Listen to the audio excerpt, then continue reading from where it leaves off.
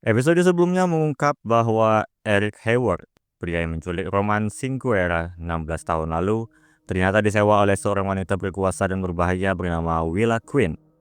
Dan di episode ini, selain kasus utama, kita juga akan melihat kelanjutan dari misteri Roman. Letnan Selena Soto memutuskan untuk pergi ke New York City untuk bertemu langsung dengan Willa Quinn. Morgan ingin ikut, tetapi Selena tidak mengizinkan. Di saat yang sama, Wagner akhirnya kembali muncul setelah sekian lama. Yang aneh, ia tampaknya sudah mengetahui semua yang telah tim pelajari tentang penyelidikan kasus Roman. Rasanya terlalu kebetulan Wagner muncul tepat ketika tim mulai menemukan titik terang. Sementara Selena pergi, Wagner menerima laporan kasus pembunuhan. Seorang mantan astronot bernama Teddy Barrow ditemukan tewas saat hendak berpidato. Sebagai penonton, kita diperlihatkan langsung bagaimana kejadian itu terjadi. Teddy terlihat mengalami tremor ringan. Lalu tiba-tiba seorang wanita misterius berlari ke arahnya dan melempar kue pie tepat ke wajahnya. Wanita itu langsung kabur. Tak lama kemudian, Teddy mengalami kejang-kejang dan akhirnya meninggal di tempat. Sebelum menuju TKP, Morgan sempat pulang ke rumah untuk menemui Elliot. Elliot adalah penggemar Teddy. Bahkan suratnya pernah dibalas langsung olehnya. Morgan pun berjanji akan menyelesaikan kasus ini untuk Elliot. That's what I'm gonna find out. Dan di TKP, dipastikanlah bahwa Teddy meninggal akibat racun saraf yang disebarkan melalui kue pie tersebut. Racun yang digunakan bernama agen saraf VX. Tim kemudian mulai mewawancarai tunangan Teddy, Heidi Choi, yang berada di lokasi saat kejadian. Ia dulu bekerja di NASA saat Teddy masih menjadi astronot, dan saat ini mereka berdua sebenarnya dalam proses pernikahan. Saat berbicara dengan Heidi, tim juga mendapatkan rekaman CCTV yang memperlihatkan wanita melempar pie tersebut. Namun sayangnya Heidi tidak mengenali wanita itu. Tim kemudian menelusuri jalur pelarian wanita misterius tersebut. Morgan menyadari sesuatu. Dari bekas pada karpet tangga yang rusak akibat sepatu Spike, ia menyimpulkan bahwa wanita itu adalah seorang pelari cepat.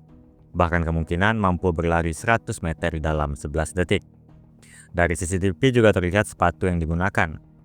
Detektif Osdale mengenali bahwa sepatu tersebut adalah sepatu kostum dari sekolah Saint Emily's College.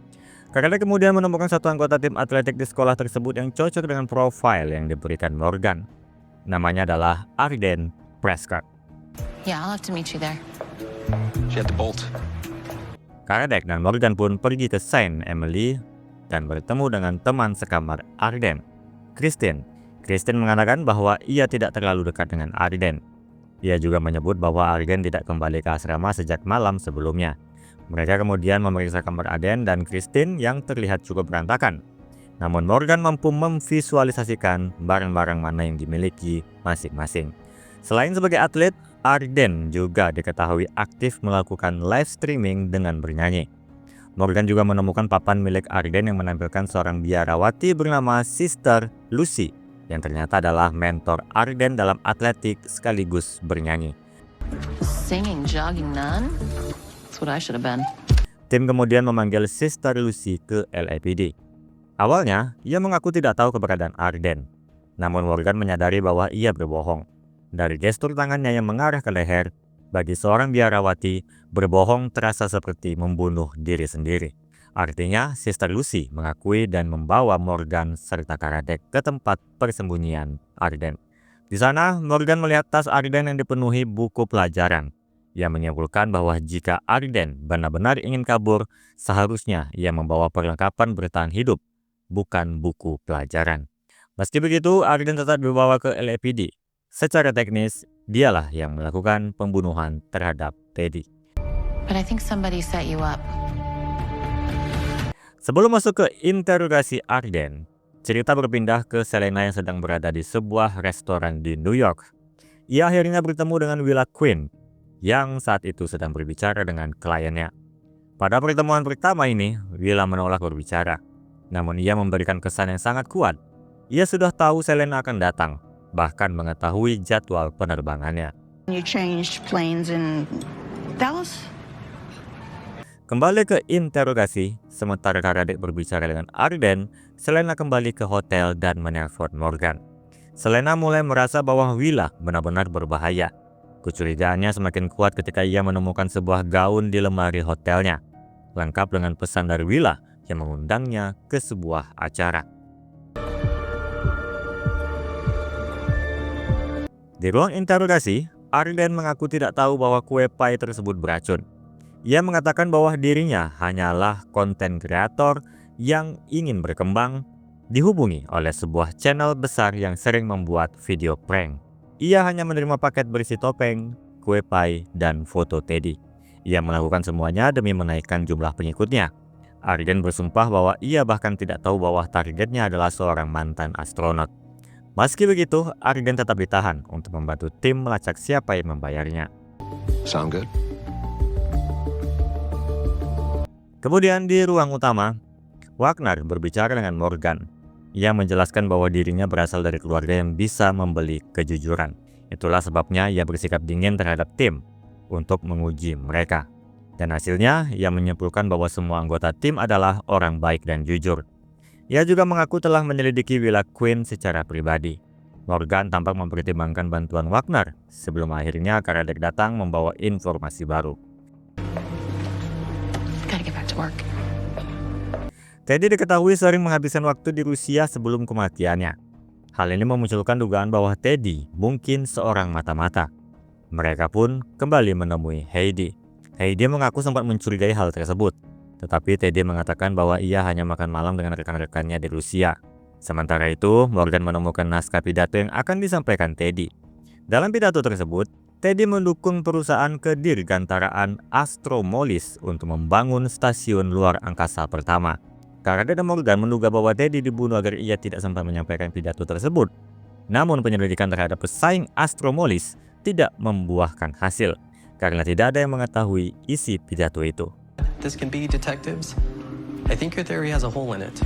Cerita kembali ke Selena yang menghadiri pesta mewah untuk menemui Willa. Willa kembali menghindari pembicaraan langsung, namun menyampaikan pesan tersirat melalui kisah hidupnya. Ayahnya bekerja 30 jam di sebuah laundry dan meninggal tanpa asuransi. Tak lama kemudian, saudara laki-lakinya meninggal karena leukemia. Ia ingin mengatakan bahwa keadilan tidak selalu datang hanya karena seseorang pantas mendapatkannya. Justice doesn't show up because you deserve it. Keesokan harinya, Selena kembali menemui Willa di kantornya. Willa sempat memuji Selena dan bahkan menggodanya untuk bergabung, namun Selena menolak. Selena kemudian menunjukkan ponsel milik Harry Hayward yang digunakan saat penculikan Roman. Ponsel itu terkunci, namun LAPD akan segera mengekstrak datanya. Selena pergi, meninggalkan kesan intimidasi kepada Willa. Kembali ke tim, mereka terkejut saat mengetahui bahwa Heidi berencana menyampaikan pidato menggantikan Teddy. Artinya, Heidi berada dalam bahaya. Karadec dan Morgan pun segera menemui Heidi. Ia mengatakan bahwa Teddy adalah sosok yang gigih dan tidak bisa dihentikan, sehingga ia ingin melanjutkan perjuangannya. Ia juga memberikan draft pidato versinya. Sebelum mereka pergi, Heidi memberikan Morgan boneka singa milik Teddy bernama ZGI, Zero Gravity Indicator, yang memiliki jam terbang yang sama dengan Teddy di luar angkasa. Heidi percaya Teddy ingin memberikannya kepada anak Morgan. Morgan pun pulang dan memberikan boneka itu kepada Elliot, yang sangat bahagia menerimanya. Saat melihat berita tentang Teddy, Morgan menyadari sesuatu. Di setiap foto, Teddy selalu memegang pena yang sama, di tangan yang sama, bahkan hingga hari kematiannya. Is his back to gravity indicator? Or maybe it was an indicator of something else. Morgan kembali ke LAPD dan meminta perbandingan antara pidato Teddy dan versi Heidi. Tim memberitahu Morgan bahwa ada koreksi yang dibuat oleh Heidi. Spear yang harusnya adalah spacecraft, kabinet yang harusnya kapsul, dan hardhead yang harusnya helmet. Morgan menyadari bahwa ketiga kata tersebut memiliki bentuk dan fungsi yang serupa. Dari situ, ia mulai memahami apa yang sebenarnya terjadi. Because I know what this murder was about. Keesokan harinya, Heidi dipanggil ke LAPD. Morgan menjelaskan bahwa perubahan kata tersebut adalah tanda dari afasia anomik, gangguan bahasa yang dialami Teddy. Teddy juga memegang pena terus-menerus untuk mengatasi tremor akibat kondisi neurologisnya. Tak lama kemudian, tim menemukan rekaman suara Teddy. Dalam rekaman itu, Teddy mengungkap bahwa ia didiagnosis menderita kanker otak, kemungkinan akibat radiasi dari luar angkasa. Pidato aslinya ternyata bukan mendukung proyek luar angkasa, melainkan menghentikannya demi keselamatan manusia. Morgan menyimpulkan bahwa Heidi membunuh Teddy untuk melindungi warisannya. Heidi yang memiliki akses ke racun VX melalui penelitian NASA, memanfaatkannya dan menjebak Arden melalui skema video prank. Heidi akhirnya mengakui semuanya.